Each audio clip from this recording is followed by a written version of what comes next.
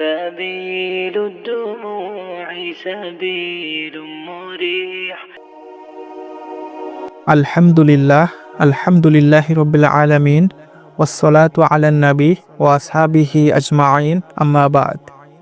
সম্মানিত দিনী ভাইরা, আল্লাহ সুবহানাহু ওয়া তাআলা পবিত্র কুরআনের সূরা আজ-জারিয়াতের ৫৬ নম্বর আয়াতে বলেন, ওয়ামা খলাকতুল জিন্না ওয়াল ইনসা ইল্লা লিয়াবুদুন। অর্থাৎ আমি মানুষ ও জিন জাতিকে সৃষ্টি করেছি শুধুমাত্র আমার ইবাদত করার জন্য। সুতরাং আমরা যে ইবাদত বা আমলগুলো করি সেগুলো যদি আল্লাহর দরবারে কবুল না হয় তবে আমাদের সব আমলই বৃথা হয়ে যাবে। তাই আজকে আলোচনা করব আমল কবুল হওয়ার ন্যূনতম 4টি শর্ত, যেগুলো আমাদের সকলের জন্যই জানা অতীব জরুরি।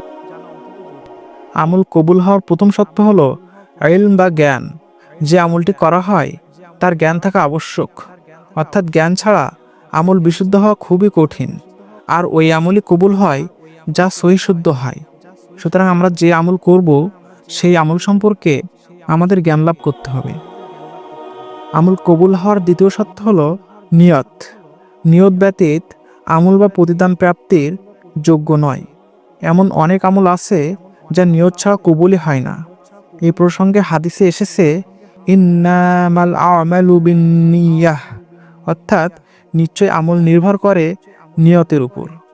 এই হাদিসটি রয়েছে সহিহ বুখারী শরীফে। অর্থাৎ আমরা যে কোনো আমল করার সময় নিয়তকে সহিশুদ্ধ করতে হবে। আমলের নিয়তেই আমাদেরকে আমল করতে হবে। আমল কবুল হওয়ার 3 নম্বর শর্ত হলো সবর বা ধৈর্য। ধৈর্য এবং স্থিরতার সঙ্গে প্রতিটি আমল করতে হয়। আমরা অনেক সময় আমল করার ক্ষেত্রে অস্থিরতা বা তাড়াহুড়া করে ফেলি। আমল সহিশুদ্ধভাবে মনোযোগ দিয়েও করা যায় না। তাই সকল আমল করার সময় ধৈর্য ও স্থিরতার সঙ্গে আমল করতে হবে। আমল কবুল হওয়ার 4 নম্বর শর্ত হলো ইখলাস বা একনিষ্ঠতা। ইখলাস ব্যতীত কোনো আমলই কবুল হয় না।